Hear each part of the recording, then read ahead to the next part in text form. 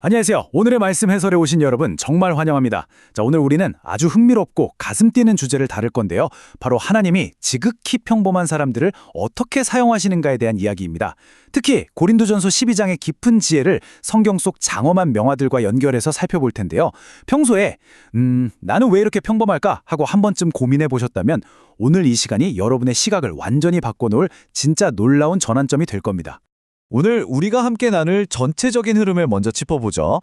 들어가는 말을 시작으로 다양한 은사에 대해 나누고 이어서 유익과 주권에 대한 깊은 나눔을 가질 겁니다.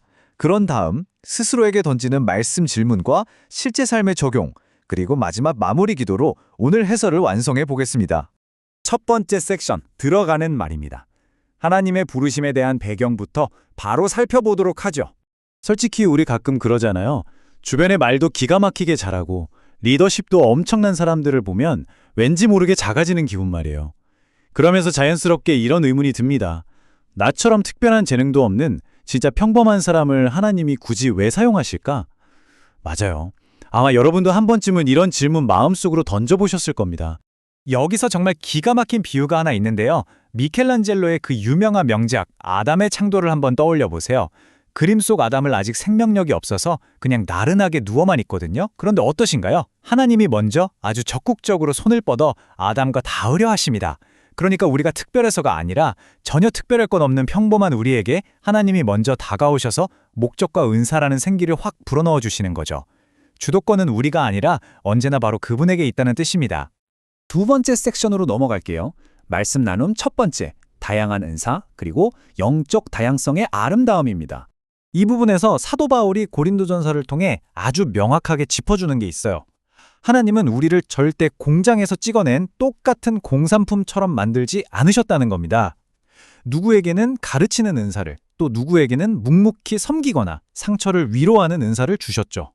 은사는 이렇게 제각각 다르지만 결국 이 모든 건 동일한 성령님께서 여러분 각자의 성향과 환경에 딱 맞게 세팅해 주신 엄청난 축복입니다.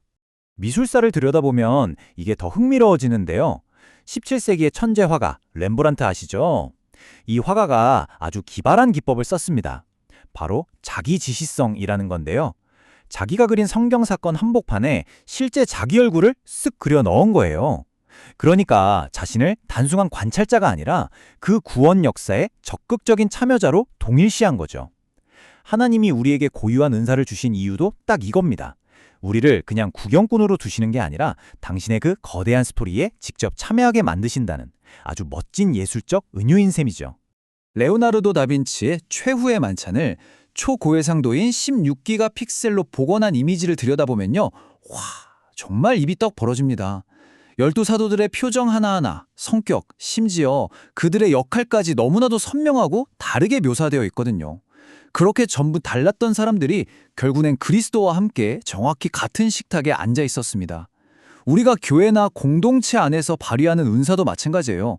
각자 다르기 때문에 빚어내는 그 다양성의 조화가 정말 압도적으로 아름다운 거죠.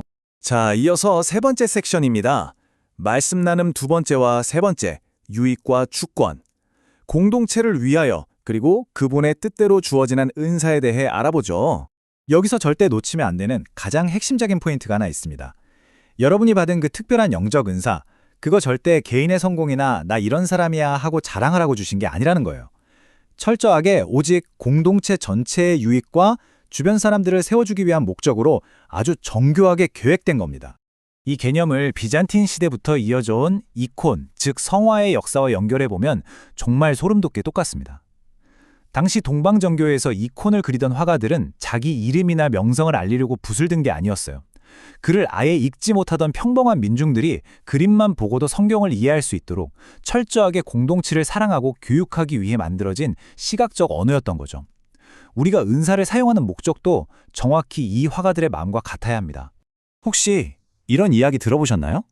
교회에 처음 온 분이 누군가 건넨 아주 작고 따뜻한 인사 한마디에 마음이 다 녹아서 그대로 정착하게 됐다는 이야기요. 진짜 엄청난 기적 같지 않나요?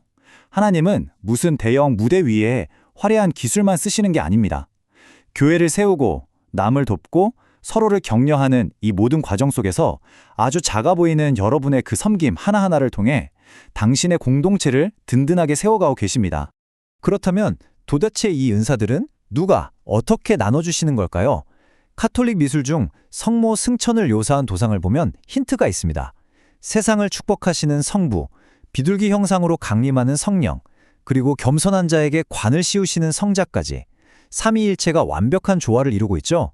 이 그림 속 하모니처럼 성령님께서 철저하게 그분의 주권적이고 완전한 뜻에 따라 우리 각자에게 가장 알맞고 필요한 은사를 정확하게 분배해 주십니다. 그러니까 결론적으로 이 모든 능력들은 우리가 애써서 따낸 자격증 같은 게 아닙니다. 100% 성령님의 주권으로 주어진 그야말로 값없는 은혜의 선물인 거죠. 자, 이게 무슨 뜻일까요? 맞습니다. 우리에게는 내 은사가 잘났다고 우쭐댈 이유도 없고 반대로 남의 은사를 보며 아휴, 난 왜 저런 게 없지? 하고 부러워하거나 시기할 이유도 전혀 단 하나도 없다는 뜻입니다. 네 번째 섹션, 말씀 질문입니다. 이제 살짝 호흡을 가다듬고 우리 내면을 깊이 들여다보는 시간을 가져볼게요. 잠시 하던 것을 멈추고 아주 진지하게 스스로에게 한번 물어보시겠어요? 하나님께서 내 안에 남몰래 조용히 심어두신 특별한 열정이나 작은 능력, 혹은 주변 사람들의 마음을 참 편안하게 해주는 나만의 작은 성품, 그것이 과연 무엇인지 말이죠. 그리고 또 하나 짚고 넘어가죠. 혹시 속으로 에이, 내가 뭐 할 줄 아는 게 있다고 하면서 그 아름답고 귀한 은사를 마음속 깊은 창고에 꽁꽁 숨겨두고만 계신 건 아닌가요? 아니면 내 주변 사람들의 유익을 위해서 지금 이 순간에도 아주 적극적이고 기쁘게 나누고 계신가요? 마지막으로 여러분의 순종에 대해 묻고 싶습니다. 하나님의 그 거대하고 위대한 명작에 직접 참여하라는 부르심을 받았을 때 네, 주님, 제가 많이 부족하지만 그래도 저를 써주세요 라고 대답하며 기꺼이 한 걸음 앞으로 나아갈 마음의 준비가 되어 있으신가요? 다섯 번째 섹션, 삶의 적용과 결단입니다. 자, 이제 우리가 나눈 이 놀라운 깨달음을 실제 행동으로 어떻게 옮길지 구체적으로 살펴보겠습니다. 삶에 적용하는 방법 전혀 복잡하지 않습니다. 아주 심플하지만 강력하죠. 첫 번째, 먼저 조용히 시간을 내어 내 마음을 돌아보며 하나님이 주신 나의 은사가 뭔지 발견해 보세요. 그리고 두 번째, 제발 완벽하고 거창한 기회가 올 때까지 기다리지 마세요. 커다란 캔버스에 조용히 툭 하고 찍는 첫 붓터치처럼 아주 작고 사소한 순종의 행동으로 당장 오늘부터, 지금부터 그 섬김을 시작해보는 겁니다. 마지막 여섯 번째 섹션, 마무리 기도입니다. 우리가 발견한 이 귀한 은사들을 온전히 하나님께 올려드리며 기도로 마무리하겠습니다. 풍성한 은혜와 사랑의 하나님 아버지, 우리 각 사람에게 너무나도 고유한 목적과 귀한 은사를 선물로 주셨음을 오늘 이 시간 깨닫게 하시니 진심으로 감사합니다. 혹시라도 우리 마음 한 구석에 나는 하나님 나라에 아무 쓸모없는 사람이야 라고 자책했던 상처나 오해가 남아있다면 지금 이 순간 그 모든 부정적인 생각들을 깨끗이 씻어내 주시고 우리의 마음을 완전히 새롭게 하여 주시옵소서. 주님, 우리에게 주신 그 숨겨진 은사를 기쁨으로 발견하게 하시고 그것을 이웃과 공동체를 위해 담대하게 사용하도록 우리를 이끌어 주시옵소서. 하나님의 그 위대하고 벅찬 영광을 드러내는 일은 우리의 아주 작고 사소한 순종에서부터 시작된다는 것을 믿습니다. 우리를 끝까지 사랑하시는 예수님의 이름으로 기도드립니다. 아멘. 자, 여러분, 이제 오늘 해설을 마칠 시간인데요. 오늘 하루 하나님께서는 여러분이 찍어내는 그 작지만 아름다운 순종의 붓터치들을 모아서 과연 어떤 기가 막힌 명작을 완성해 가실까요? 이 설레는 질문을 오늘 하루 종일 여러분의 가슴에 품어보시길 바랍니다. 저는 다음 해설에서 더 흥미로운 이야기로 찾아오겠습니다. 감사합니다.